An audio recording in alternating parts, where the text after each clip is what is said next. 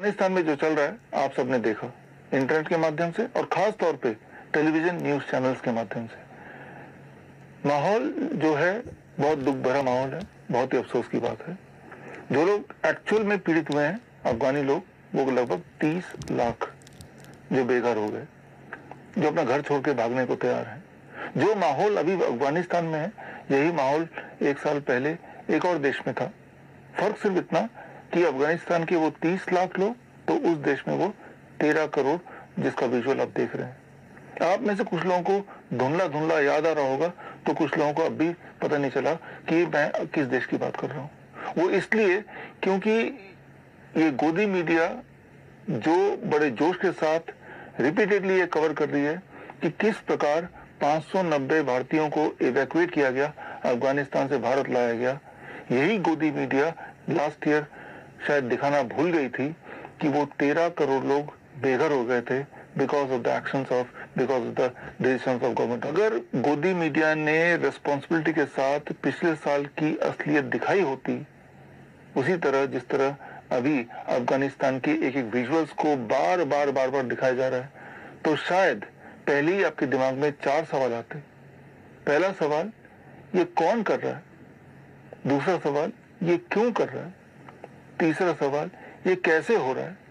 चौथा सवाल, क्या कोई सोल्यूशन है ताकि जो हादसा लास्ट ईयर 13 करोड़ लोगों के साथ हुआ हमारे देश में, भारत देश में, ऐसा भविष्य में दोबारा कभी ना हो। तो जानने की कोशिश करते हैं, ये जो माहौल है देश में, आतंक का माहौल है, डर का माहौल है, बेरोजगारी का माहौल है, ये माहौल कौन और किस इंटेंशन से कर रहा है? आपने पिछले कुछ समय में अक्सर ये देखा होगा, अक्सर पढ़ा होगा, सुना होगा कि देश बिक रहा है। रेलवे बिक गया, एयरपोर्ट बिकने को लगी है, ऑयल, पब्लिक सेक्टर की ऑयल कंपनियां सारी बिक रही हैं। पूरे देश की पूंजी पब्लिक के हाथ से कुछ चंद हाथों में जा रही है। सोचने वाली बात है, ऐसे कौन लोग हैं जो इतने अमीर हो गए, जो देश को खरीदने के लिए तैयार हो गए, और उनके पास इतना सारा पैसा अचानक कहां से आ गया? वो पैसा आपका ही पैसा है, हमारा ही पैसा है। इसको समझने के लिए आप पढ़िए ऑक्सफैम रिपोर्ट 2021।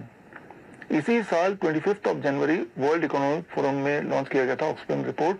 उस रिपोर्ट को आप पढ़ेंगे तो आपको समझ आएगा कि जितने घंटे के लॉकडाउन होंगे, हर घंटे और हर दिन के लॉकडाउन के साथ साथ बड़ी ही तेजी से आपकी जेब से, आपके बैंक से पैसा निकल के कुछ चंद मुट्ठी भर लोगों के पास जाता रहता है या जाता रहेगा, जिससे देश के अधिकतर लोग कंगाल होते चले जाएंगे और कुछ लोग बहुत ही शक्तिशाली, बहुत ही पैसे वाले होते चले जाएंगे या होते चले जा रहे हैं। और इस तरह से पूरे देश की संपत्ति कुछ लोगों के हाथ में, मुट्ठी भर लोगों के हाथ में आ जाएगी या आ ही रही है। तो ये कैसे हो पा रहा है, इसको समझने के लिए आपको एक ह्यूमन साइकोलॉजी समझनी होगी, जिसे कहते हैं बॉइलिंग फ्रॉग सिंड्रोम। एक आप पैन लीजिए, एक पतीला लीजिए, उसमें बहुत गर्म पानी हो और उसमें अगर एक मेंढक को डाल देंगे तो मेंढक क्या करेगा?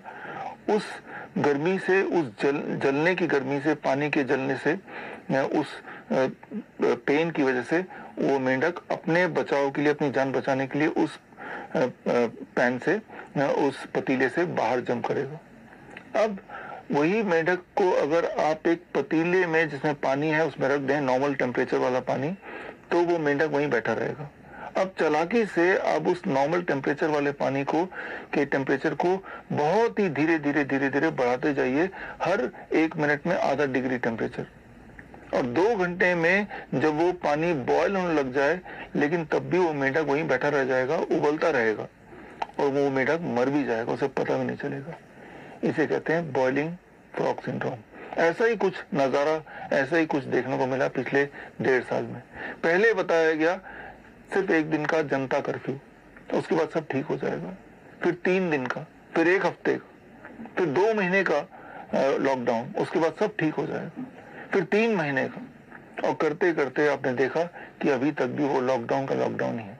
पहले बताया गया जब तक दवाई नहीं तब तक ढिलाई नहीं, फिर बताया गया वैक्सीन आ जाएगा सब नॉर्मल हो जाएगा। वैक्सीन आया, पहला डोज आया, दूसरा डोज आया, तीसरे डोज की तैयारी चल रही है। एक्सपेरिमेंटल ट्रीटमेंट हो रहा है, पॉइजनस दवाई और इंजेक्शन मेडिकेशन से, उनसे उनकी मृत्यु हो रही है। या फिर जो लोग किसी भी वजह से मर रहे हैं, एक लेवल कर दिया जा रहा है कि ये कोरोना, और वही वाले आंकड़े बार बार गोदी मीडिया के माध्यम से आपके दिमाग के अंदर घुसाया जा रहा है, आपके अंदर दहशत, एक डर का माहौल पैदा किया जा रहा है।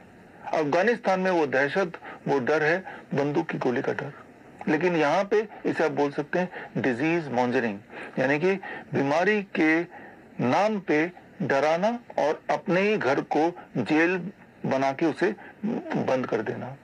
So that is all for economic shift, और ये रुकने नहीं वाला है जब तक कि आपको पूरी तरह चूस नहीं लिया जाएगा। अगर इसको आप रोकना चाहते हैं तो सिर्फ एक ही तरीका है, दैट इज अवेयरनेस, सच्चाई का पता लगाना।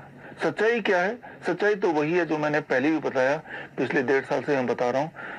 लास्ट ईयर जनवरी महीने से मैंने आपको बताना शुरू किया, लास्ट ईयर, इस साल नहीं, पिछले साल, नाम बता के। और इस बात को साबित करने के लिए मैं और मेरे 700 से अधिक, 750 लगभग नाइस एक्सपर्ट, नेटवर्क और इन्फ्लुएंजा केयर एक्सपर्ट्स ने मिलकर 60,000 से अधिक बोल रहे उनको ठीक किया with zero medicine and zero mortality end of course zero money. एक भी किसी की मृत्यु नहीं हुई। हमने पिछले लगातार 1.5 साल से गवर्नमेंट के अलग अलग मेडिकल एजेंसीज को, एसोसिएशंस को, काउंसिल्स को इनवाइट किया कि आप आओ सेंटर आके देखो। आयुष मंत्रालय के NIN, national institute of naturopathy ने ये हमारा प्रपोजल एक्सेप्ट किया। वो सेंटर आए और आके उन्होंने देखा और उन्होंने रिपोर्ट बना के हमें दिया 20 जुलाई, यानी कि पिछले महीने।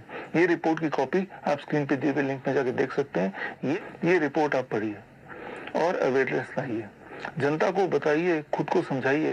तो एक ही चीज देश को बचा सकती है, वो है अवेयरनेस। आपके दिल के अंदर जो डर है, वो डर हटा देना है। अगर वो डर हट गया तो समझ लीजिए कि आप देश को आजाद कर पाएंगे। और वो माहौल जो पिछले साल आया था, जो अफगानिस्तान के हालात से भी हजारों गुना ज्यादा बदतर था, वो माहौल भगवान न करे दोबारा इस देश में है। लेकिन उस माहौल को रोकने के लिए आप और हमें ही कुछ करना पड़ेगा। एंड आपका हथियार, हमारा हथियार है एजुकेशन, लोगों को सच्चाई बताना। उम्मीद करता हूं कि आप इस एजुकेशन को, सच्चाई को लोगों तक पहुंचाएंगे। All the best. जय हिंद।